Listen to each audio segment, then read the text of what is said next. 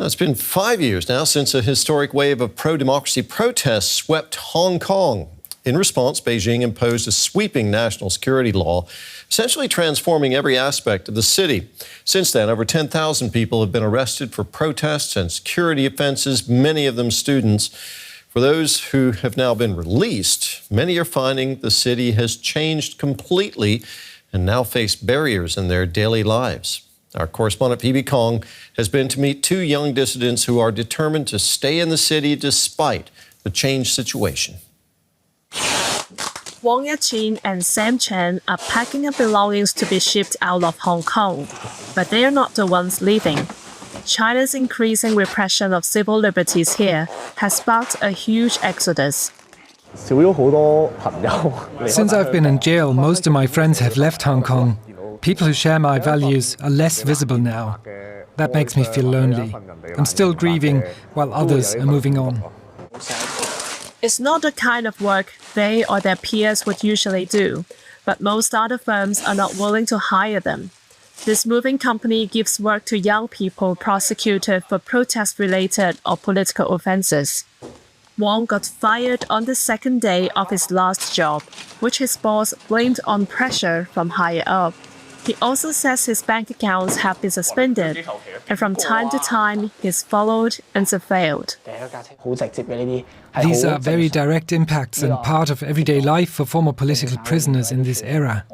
Just living a normal life is already a huge challenge. I don't dare to imagine my future. Wang and Sam were part of the huge pro-democracy protest movement that made global headlines in 2019. Beijing responded by imposing the national security law, which gave the government new powers to prosecute many kinds of dissent once lawful in Hong Kong. Since the protest, over 10,000 people have been arrested, and that number is still growing. Official figures say around 40% of those arrested were students, like Wang and Sam. They started a student activist group after the demonstrations to call for continued resistance, but ended up in jail for around 2 years for conspiracy to incite subversion. Since being released late last year, Wang, like many other opposition figures, usually keeps a low profile. Today is an exception. He's launching a new t-shirt brand at a pro-protest grocery store. Many of his customers are activists or other former prisoners. I went to jail for sedition because I clapped at a dissident's hearing. I am 70 years old. I don't care much about the price when I shop here, because it's one little thing I can do to support the released dissidents. Wang's launch day is the same day as Hong Kong implements a second security law, limiting dissent even further. Despite the risk, Wang and Sam have spoken out about the alleged abuse of young prisoners. And for Wang, designing t-shirts is a subtle way to share his thoughts with the public. Some of them have the slogan, "Our Homeland." For our generation, what happened was a trauma that may not get healed for the rest of our lives. Although my love for Hong Kong is painful, it still outweighs hatred. Whatever bad situations we face, we can still have choices and create meaning in our lives. That's the lesson I learned from my time in prison. For me, I want to walk alongside those still suffering. Wang and Sam plan to go back to university soon. They used to dream of becoming social workers, but their political convictions would rule that out. Despite the hurdles, they're choosing to stay and try to rebuild a life in what many call the new Hong Kong. And I spoke to DW's Phoebe Kong, who filed that report a short while ago. She told me more about the convicted political activists she spoke with and what their future prospects are. Yes, for now, their legal convictions for their previous national security offences were over after serving about 2 years sentence in jail. But the problem they face at the moment is that they are still subject to some potential arrest if they continue to speak out or they continue any form of activism. That could be a little bit risky for them to continue to do so because they already have criminal records. So if they are caught again, then maybe that would result in even heavier sentence. But at the moment, they're clear. How much do we know, Phoebe, about the conditions that political prisoners face in Hong Kong?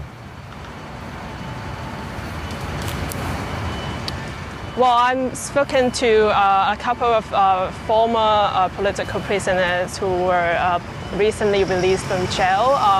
Some of them told me that they were isolated or separated from other inmates in the juvenile prison because the authorities obviously want to prevent them from influencing other young prisoners in jail.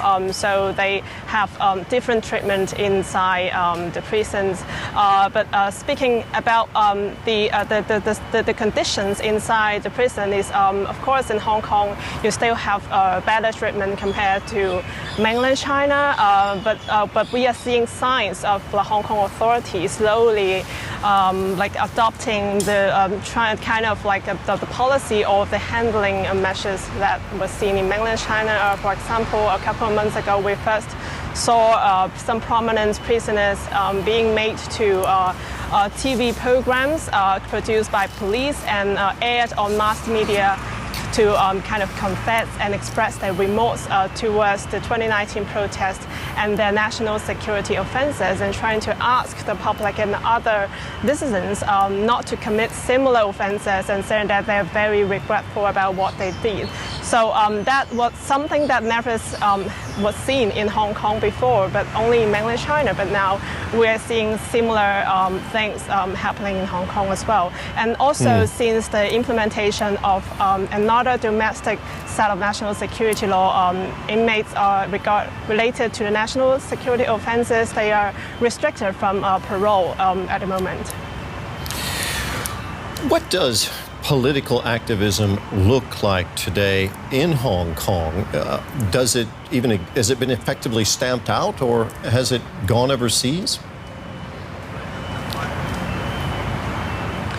Well, we have to say it's very rare to see any kind of street protest now, because even if any organization or any individual plan to call for the public to join this kind of protest, they may be warned by police ahead of the event. So some of them, they just gave up organizing similar events because of the risk.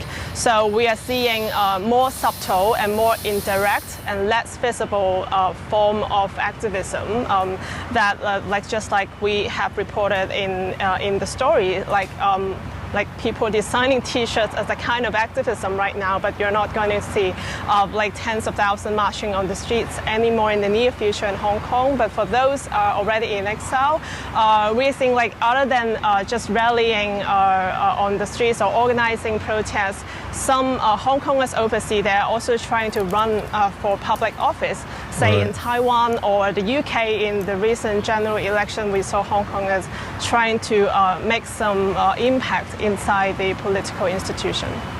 Phoebe, thank you very much. That was our correspondent, Phoebe Kong, in Hong Kong.